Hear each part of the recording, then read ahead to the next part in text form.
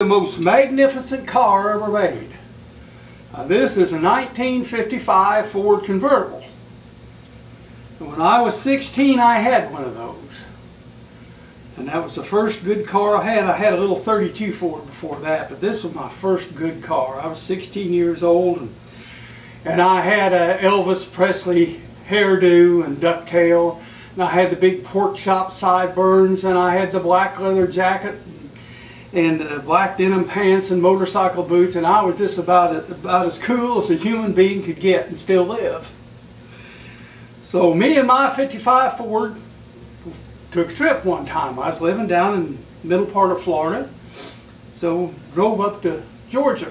That's about 400 miles, and I got in this little town, and well, I had the top down, and I pulled up to only one stoplight, a few stores over here, and I sat there, and I had glass packed mufflers that roared really pretty, and I'd sit there and I was roaring my mufflers, just showing them what a cool Florida guy looks like.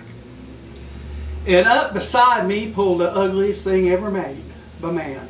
That was a 47 Studebaker. And this thing had two colored doors. It had a different color hood. The doors on one side were wired shut, and the headliner was hanging down, and it was sitting beside me going bloom, bloom. And I thought, I hope that thing don't blow up on my beautiful Ford and get it all dirty.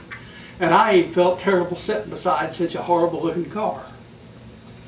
And all of a sudden the folks started coming out of those stores, and they was all standing there looking at me, and I thought, well, they never seen nothing as cool as me. And then the light changed. I thought, boy, I'm going to show them some power. And I throwed that thing wide open and popped the clutch in low gear. And that Studebaker took off, and he burnt rubber in first gear and second gear and third gear, and he was fishtailing in third gear and hit fourth.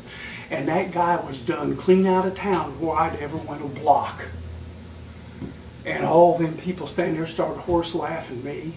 I could have crawled the hole and died because I thought I was the coolest thing in it. I got back home. First thing I did was have it tuned up, and there wasn't nothing wrong with it. I don't know what that Studebaker had under the hood, but I have never seen so much speed and power in my whole life. And I wanted to tell you that little story, and kind of deflated my pride a little bit too. But you know, I found out it's what's inside, not what's outside.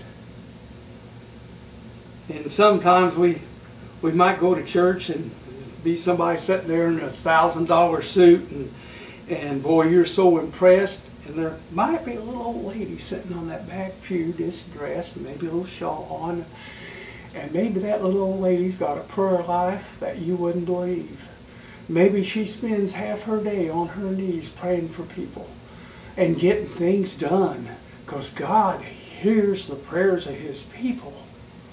And maybe that guy looks so sharp and tries to look so wonderful, and boy, he's just arrived. Maybe that poor old boy don't have nothing going for him at all. Maybe he don't pray. Maybe he don't serve God. Maybe he's putting on a big show. You see, I was putting on a big show with my little 55 Ford, but when you got down under the hood, it just had a little old bitty baby V8 in it. That Studebaker sure didn't. So your power is in your prayer, in your reading your Bible. I don't care how pretty you look, or how great you may stand out in the crowd. What counts is what you do at home on your knees, what you do at home with your Bible, and how much you talk to God. That's the one that has the power. So you just think about that. Get that Bible out. See what it says. I think you'll be astounded. God bless you, my friend.